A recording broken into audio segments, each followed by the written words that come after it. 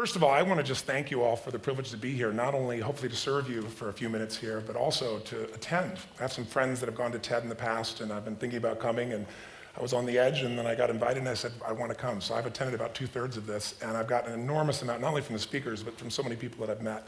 I don't think in all the places I've spoken or been around, and I've been privileged to be in a lot of great places, as I'm sure you have, I've ever seen such a concentration of both talent, brains, but also passion and a common value. There's a community here about contribution, and it's really beautiful. So I thank you. I'll be back as a participant myself on an ongoing basis, and I thank everybody for their participation as well very much.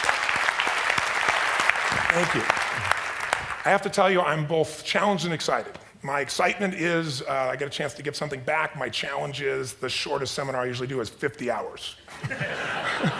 And I'm not exaggerating. I do weekends, and what I do more than that, obviously, coach people, but I'm into immersion, because how'd you learn language? You didn't learn it by just learning principles. You got in it, and you did it so often that it became real. And my stuff isn't pre-programmed. You know, something happens in the room, I ask a question, and I play off what's going there. And 17 minutes, that's not gonna happen. I know we're gonna put the principles across, and I'm beyond respectful to the format. I've gotten great value from it, although Lisa Randall, I felt very tough for how to explain Einstein's theories in 18 minutes. To make sure that you're served, though, because I really came here to serve, is I put some tapes in your box, but I want you to know that if you want to use net time, I call it no extra time, to learn some of these things and use them at a deeper level, if you call my office and you're from TED, you're on the list, you can get any product I have, there's no charge for it. And if you ever want to come to a seminar, I'd love to have you as my guest as well for something in more depth. So my gift to you, please. Thank you. Thank you.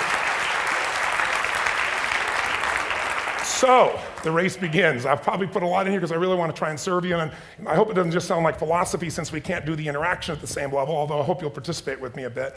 The bottom line of why I'm here is that I'm really in a position, I'm not here to motivate you, obviously, you don't need that. And a lot of times that's what people think I do, and it's the furthest thing from it. What happens though is people say to me, well, I don't need any motivation. And I say, well, that's interesting, that's not what I do. I'm the why guy. I don't know why you do what you do. What is your motive for action? What is it that drives you in your life today, not 10 years ago, or are you running the same pattern?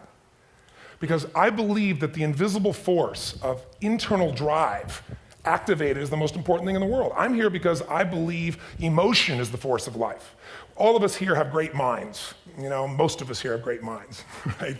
I don't know if I'm in the category, but we all know how to think. And with our minds, we can rationalize anything, we can make anything happen.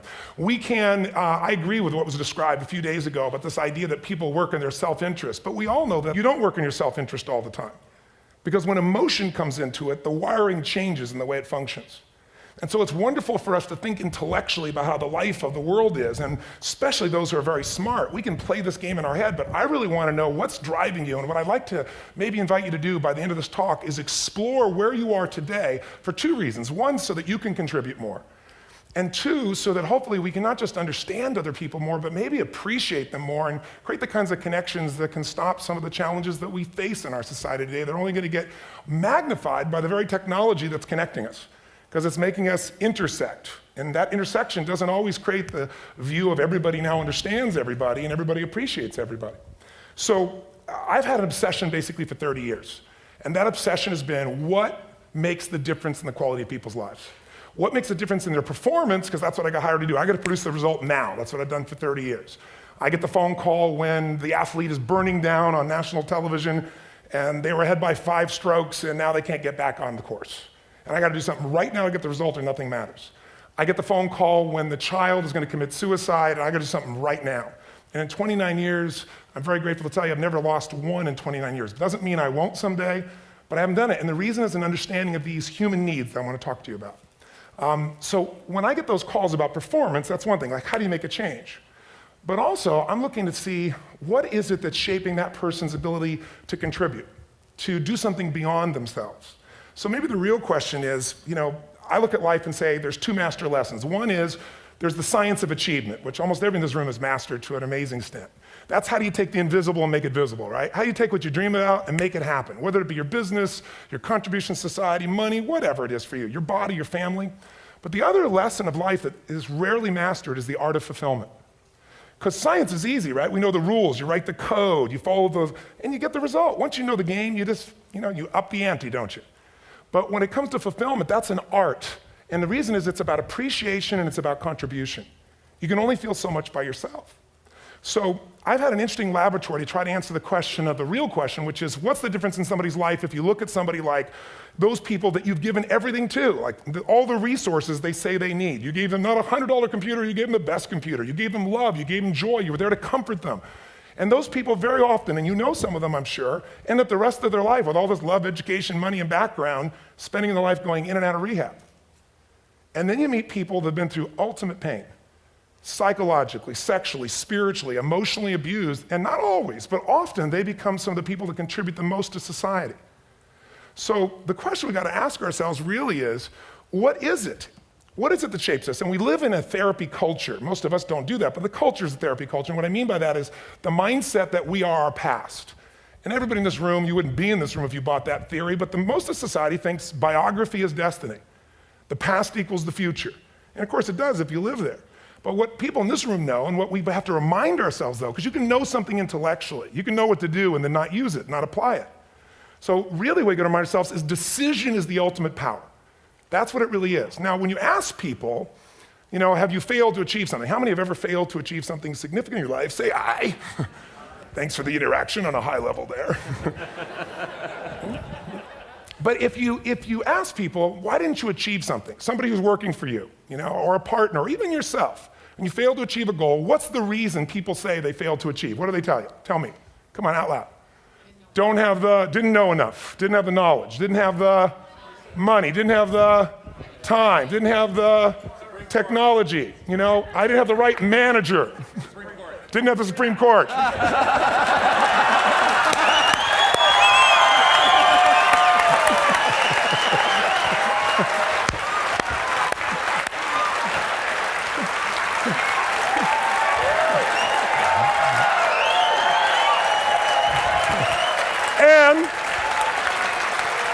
And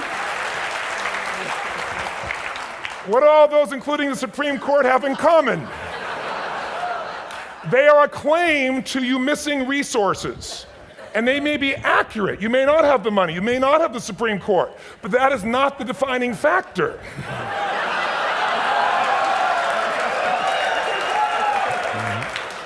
And you correct me if I'm wrong. The defining factor is never resources, it's resourcefulness. And what I mean specifically, rather than just some phrase, is if you have emotion, human emotion, something that I experienced from you day before yesterday at a level that is as profound as I've ever experienced, and if you'd communicated with that emotion, I believe you would have won.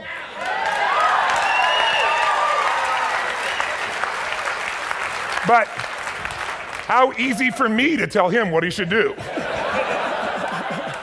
Idiot, Robbins. But I know when we watched the debate at that time, there were emotions that blocked people's ability to get this man's intellect and capacity and the way they came across to some people in that day. Because I know people that wanted to vote in your direction and didn't, and I was upset. But there was emotion that was there. How many know what I'm talking about here? Say aye. So emotion is it, and if we get the right emotion, we can get ourselves to do anything. We can get through it. If you're creative enough, playful enough, fun enough, can you get through to anybody, yes or no? If you don't have the money, but you're creative or determined enough, you find the way. So this is the ultimate resource, but this is not the story that people tell us, right? The story people tell us is a bunch of different stories. They tell us we don't have the resources, but ultimately, if you take a look here, flip it up if you would. They say, what are all the reasons they have in common? We've said that. Next one, please. He's broken my pattern. But I appreciated the energy, I'll tell you that. What determines your resources? We've said decisions shape destiny, which is my focus here. If decisions shape destiny, what determines it is 3 decisions. What are you gonna focus on? Right now, you have to decide what you're gonna focus on. In this second, consciously or unconsciously, the minute you decide to focus on something, you gotta give it a meaning. And whatever that meaning is produces emotion. Is this the end or the beginning? Is God punishing me or rewarding me, or is this the roll of the dice? And emotion then creates what we're gonna do, or the action. So think about your own life, the decisions that have shaped your destiny. And that sounds really heavy, but in the last 5 or 10 years, 15 years, haven't there been some decisions you've made that if you made a different decision, your life would be completely different? How many can think of one, honestly? Better or worse? Say aye. So the bottom line is maybe it was where to go to work and you met the love of your life there. Maybe it was a career decision. I know the Google geniuses I saw here. I mean, I understand that their decision was to sell their technology at first. What if they made that decision versus to build their own culture? How would the world be different? How would their lives be different? Their impact. The history of our world is these decisions. When a woman stands up and says, no, I won't go to the back of the bus, she didn't just affect her life. That decision shaped our culture. Or someone standing in front of a tank. Or being in a position like Lance Armstrong and someone says to you, you got testicular cancer. That's pretty tough for any male, especially if you ride a bike. Right? You got it in your brain, you got it in your lungs. But what was his decision of what to focus on? Different than most people. What did it mean? It wasn't the end, it was the beginning. What am I gonna do? He goes off and wins 7 championships he never won once before the cancer because he got emotional fitness, psychological strength. That's the difference in human beings that I've seen of the 3 million I've been around, because that's about my lab. I've had 3 million people from 80 different countries that I've had a chance to interact with over the last 29 years. And after a while, patterns become obvious. You see that South America and Africa maybe connect in a certain way, right? Other people say, oh, that sounds ridiculous. It's simple. So what shaped Lance, what shapes you? 2 invisible forces, very quickly. 1, state. We all have had times. Have you had a time you did something and after you did it, you thought to yourself, I can't believe I said that. I can't believe I did that. That was so stupid. Who's been there? Say aye. Have you ever done something after you do it, you go, that was me. Right? It wasn't your ability, it was your state. I should be able to change that quickly, but what I want to finish with quickly here is your model of the world is what shapes you long term. Your model of the world is the filter. That's what's shaping us. That's what makes people make decisions. We want to influence somebody, we gotta know what already influences them. And it's made up of 3 parts, I believe. First, what's your target? What are you after? Which I believe it's not your desires. You can get your desires to goals. How many of you got a goal or desire and thought, is this all there is? How many have been there? Say aye. So it's needs we have. I believe there are 6 human needs. Second, once you know what the target that's driving you is and you uncover it for the truth, you don't form it, you uncover it. Then you find out what's your map. What's the belief systems that are telling you how to get those needs? Some people think the way to get those needs is destroy the world. Some people is to build something. Create something, love someone. And then there's the fuel you pick. So very quickly, 6 needs, let me tell you what they are. First one, certainty. Now these are not goals or desires, these are universal. Everyone needs certainty that they can avoid pain, at least be comfortable. Now how do you get it? Control everybody, develop a skill, give up, smoke a cigarette. And if you got totally certain, ironically, even though we all need that, like if you're not certain about your health or your children or money, you don't think about much more. You're not sure the ceiling's gonna hold up, you're gonna listen to any speaker. But while we go for certainty differently, if we get total certainty, we get what? What do you feel if you're certain? You know what's gonna happen, when it's gonna happen, how it's gonna happen. What would you feel? Bored out of your mind. So God, in her infinite wisdom, gave us a second human need, which is uncertainty. We need variety. We need surprise. How many of you here love surprises? Say aye. You like the surprises you want. The ones you don't want, you call problems, but you need them. So variety is important. Have you ever rented a video or a film that you've already seen? Who's done this? Why are you doing it? You're certain it's good because you read it before, saw it before, but you're hoping it's been long enough you've forgotten enough there's variety. Third human need, critical, significance. We all need to feel important, special, unique. You can get it by making more money. You can do it by being more spiritual. You can do it by getting yourself in a situation where you put more tattoos and earrings in places humans don't want to know. Whatever it takes. The fastest way to do this, if you have no background, no culture, no belief in resources or resourcefulness, is violence. If I put a gun to your head and I live in the hood, instantly I'm significant. 0 to 10, how high? 10. How certain am I you're gonna respond to me? 10. How much uncertainty? Who knows what's gonna happen next? Kind of exciting, like climbing up into a cave and doing that stuff all the way down there. Total variety and uncertainty. And it's significant, isn't it? So you're willing to risk your life for it. So that's why violence has always been around and will be around unless we have a consciousness change as a species. Now you can get significance a million ways, but to be significant, you gotta be unique and different. Here's what we really need. Connection and love, 4th need. We all want it. Most people settle for connection because love's too scary. Don't want to get hurt. Who here has ever been hurt in an intimate relationship? Say aye. And you're gonna get hurt again. Aren't you glad you came to this positive visit? But here's what's true, we need it. We can do it through intimacy, through friendship, through prayer, through walking in nature. If nothing else works for you, get a dog. Don't get a cat, get a dog, because if you leave for 2 minutes, it's like you've been gone for 6 months when you show back up again 5 minutes later, right? Now these first 4 needs, every human finds a way to meet. Even if you lie to yourself, even if you have split personalities. But the last 2 needs, the first 4 needs are called the needs of the personality, is what I call it. The last 2 are the needs of the spirit. And this is where fulfillment comes. You won't get fulfillment from the first 4. You'll figure a way, smoke, drink, do whatever, meet the first 4. But the last 2, number 5, you must grow. We all know the answer here. If you don't grow, you what? If a relationship's not growing, if a business is not growing, if you're not growing, it doesn't matter how much money you have, how many friends you have, how many people love you, you feel like hell. And the reason we grow, I believe, is so we have something to give of value. Because the sixth need is to contribute beyond ourselves. Because we all know, corny as it sounds, the secret to living is giving. We all know life's not about me, it's about we. This culture knows that, this room knows that, and it's exciting. When you see Nicholas up here talking about his $100 computer, the most passionate, exciting thing is here's a genius, but he's got a calling now. You can feel the difference in him, and it's beautiful. And that calling can touch other people. In my own life, my life was touched because when I was 11 years old, Thanksgiving, no money, no food, and we're not gonna starve, but my father was totally messed up. My mom was letting him know how bad he messed up. And somebody came to the door and delivered food. My father made 3 decisions. I know what they were briefly. His focus was, this is charity. What does it mean? I'm worthless. What do I gotta do? Leave my family, which he did. The time, one of the most painful experiences of life. My 3 decisions gave me a different path. I said, focus on, there's food, what a concept. You know? Second, but this is what changed my life. This is what shaped me as a human being.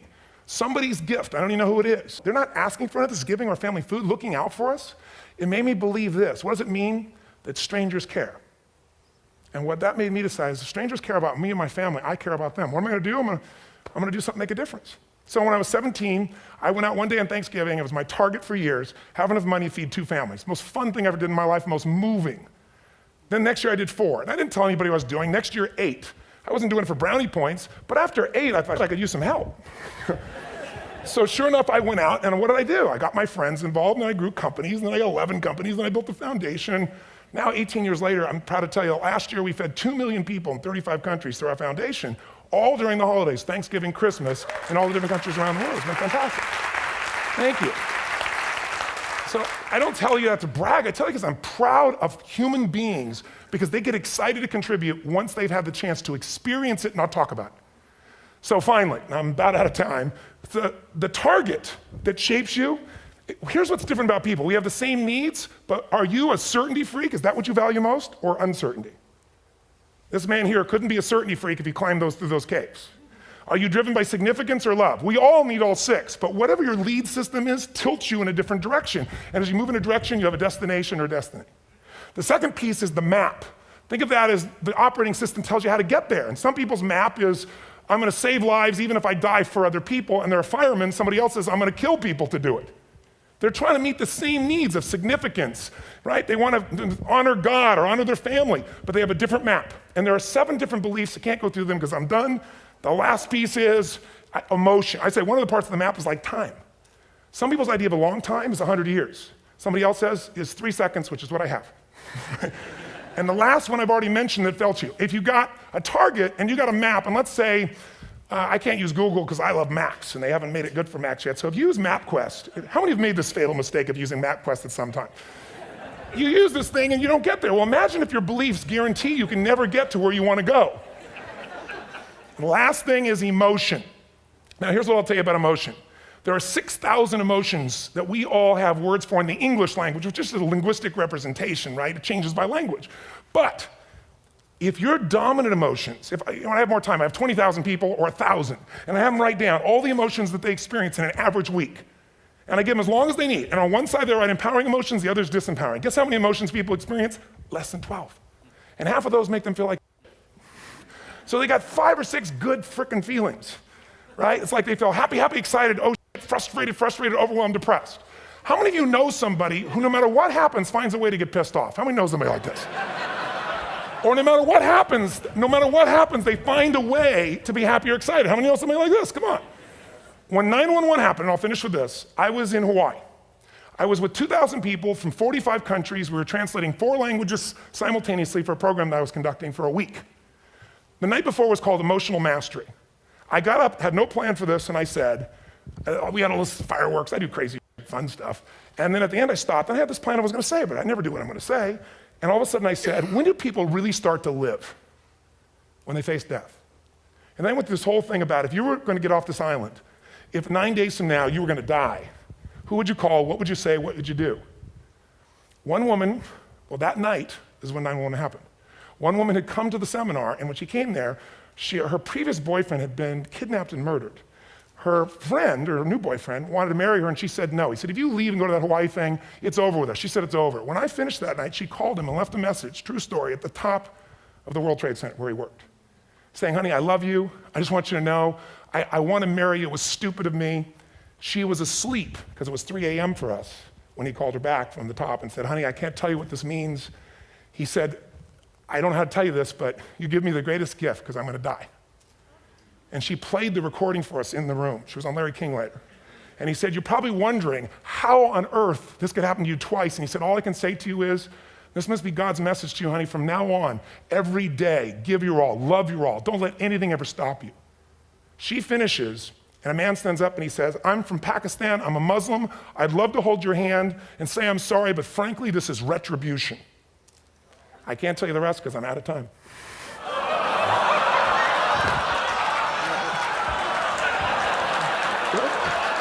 Are you sure? Finish the story. 10 seconds.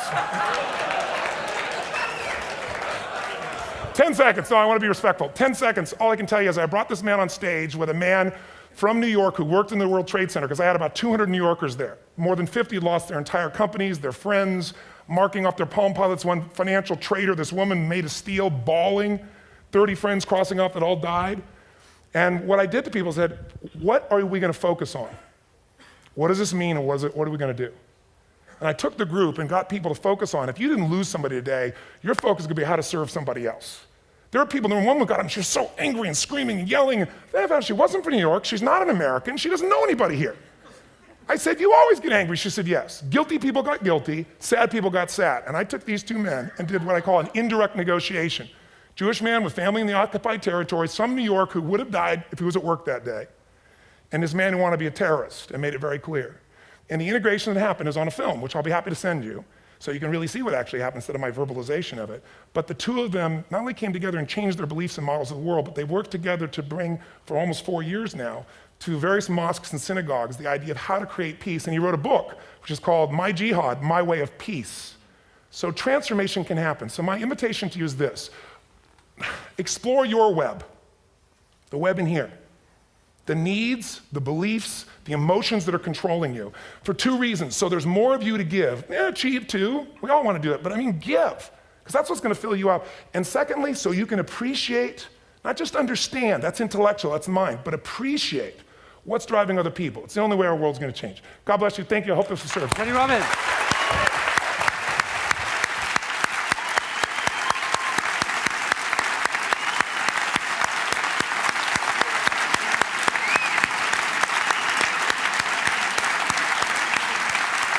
Tony, come back up here. You gotta just recognize it. Thank you very much. Thank you.